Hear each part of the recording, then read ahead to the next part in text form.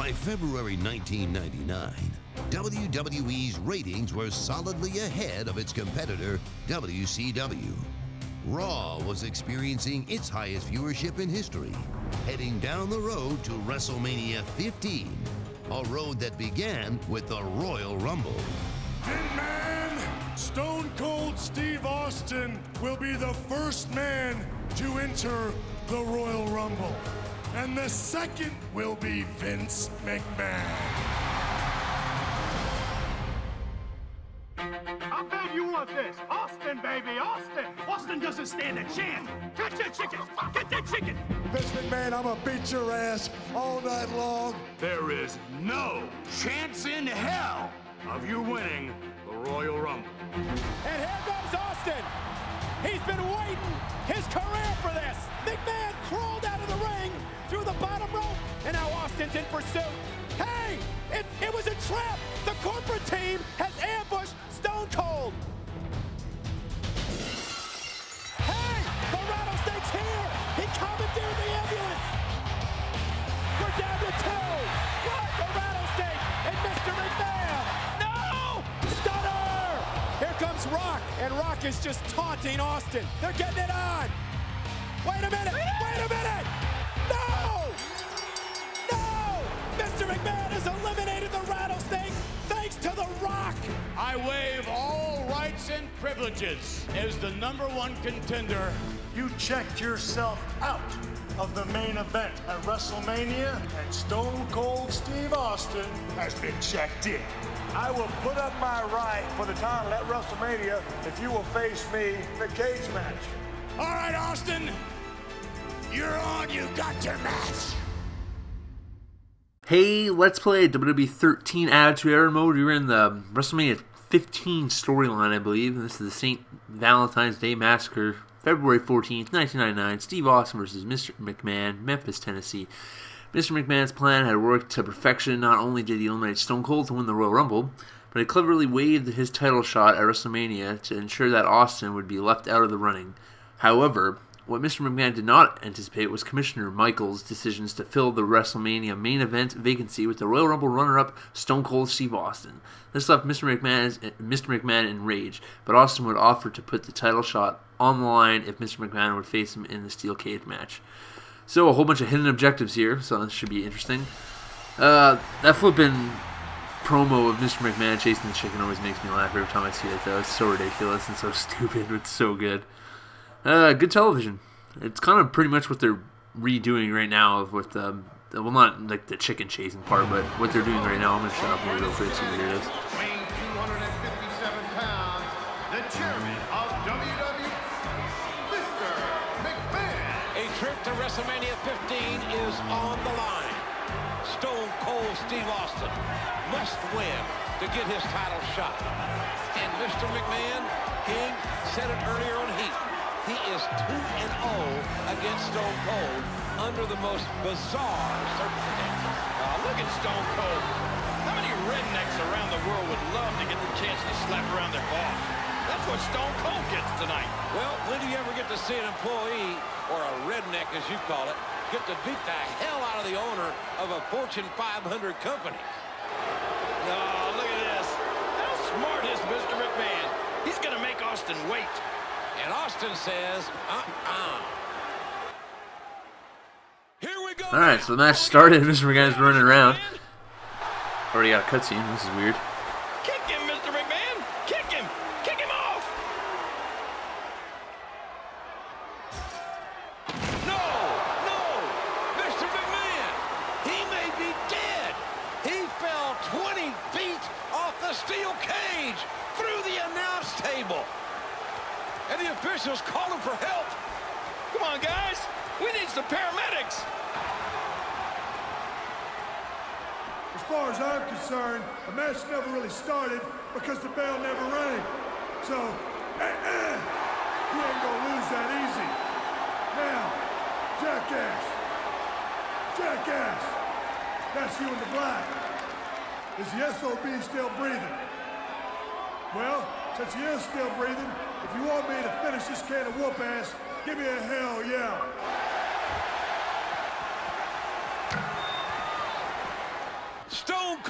is not through with Mr. McMahon.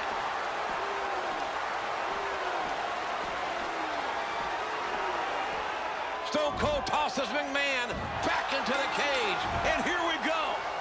Oh my God, he's an animal. What more can he do to Mr. McMahon? I have a feeling this is going to be a lot of freaking cutscenes in this match. I already know how it ends. I'm almost like 100% positive how it ends. But as I was saying before, I got so rudely interrupted by all these cutscenes. Freaking what they're doing now is pretty much the exact same like Austin storyline. Corporation beating him up every flipping week, or not beating him up, but you know, getting in his way of Daniel Bryan. That's how Daniel Bryan and Randy Orton storyline is going right now. And then there's like a new corporate thing. They're called like the administration or some shit. I haven't even watched wrestling in like 3 weeks. Even though I really think this storyline is kind of interesting and cool, even though it's pretty much like a rematch of what we've already seen before. It has my attention, but I've yet to watch a Raw since Daniel Bryan lost the title. Well, won the title, then lost it, I guess you could say, on the same pay-per-view. I don't know why. I just don't really feel like sitting down for 3 hours of wrestling, especially when it's not even really good to begin with. You know, there's like 2 things I'd like to see, and that's like Daniel Bryan and flipping Bray Wyatt, and then maybe CM Punk. He's kind of stale to me now, honestly, but whatever. Eventually, maybe he'll become a heel, and then I'll be interested in him again. Not a big fan of babyface Punk, honestly, so... Anyways, let's continue talking about this match. It is early in the morning. I believe it's like almost 9 a.m.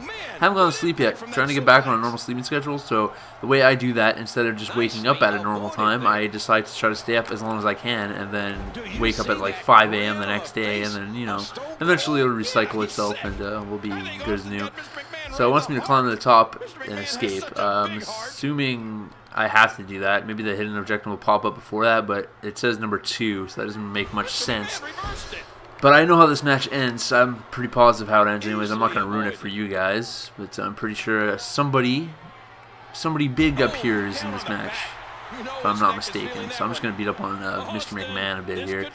You know, get him weak, hit him with the stunner, and then I guess climb the cage. And hopefully it doesn't. Hopefully the match doesn't end that way. Yeah, right, Mr. McMahon doing flipping reversal of the pile driver into an armbar. Yeah, right. Or not an armbar, flipping arm, what's the word I'm looking for? My brain's not going to be working very well for me right now with the lack of sleep. Arm wrench, I guess you could call it. I can't remember the word for some reason for the life of me right now, so whatever. Alright, get up, son. You're going to get stunnered, and I'm going to climb this cage. So, here we go. Stone Cold Stunner. Boom shakalaka. Alright, so I guess I'll start climbing now. And hopefully the match doesn't end the way it's supposed to end. It says 2, so hidden objective's 3, so it must come after. Because that's how basic math goes, right? Alright, I'm at the top. Is there going to be another thing? No? I'm going to escape? Alright.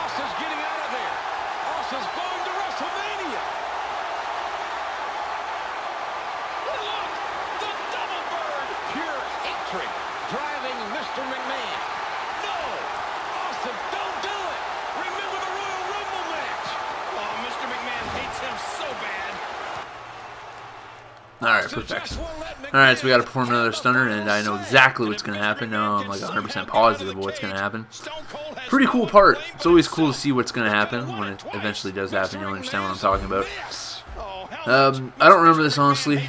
Too fondly, I should say, if that's even the right grammatical way of saying that.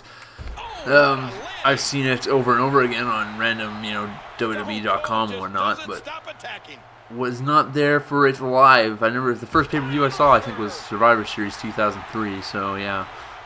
Being a wrestling fan all my life, that was like the first pay-per-view I ever saw. It's kind of retarded, but whatever. What's his other signature move? Does he have one, or is it just probably just the Fez Press? I would assume it'd be the Mudhole Stomp in the corner. That'd be my guess, but you never know with this game. Half the crap is always retarded. There we go, perform the stunner. Boom shakalaka. There we go, it's performed.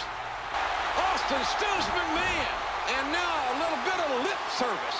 Quit cussing him, Stone Cold. Quit cussing him. Wait a minute. My God, King.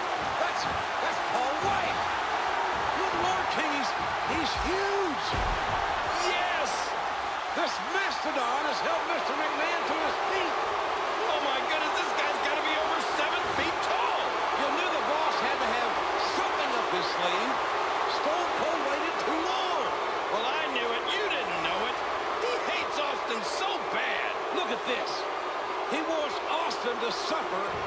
he suffered tonight. Yes, this is great. Austin is being manhandled. Austin into the cage. The cage gave way. Austin's down. Austin's out of the cage. Ladies and gentlemen, your winner, Stone Cold Steve Austin. Austin's going to WrestleMania. I honestly don't think Paul White, a.k.a. The Big Show, a.k.a. The Giant, was that white. He didn't, well, no pun intended, actually, right there. That's kind of funny, though. Wasn't that pale, I should say, but whatever. We locked Mr. McMahon and the St. Valentine's Day Massacre for getting all the proper things there. Alright, up next we got The Rock vs. Mankind, so I'll catch you guys in the next one. If you enjoyed this video, show me the thumbs, and peace out.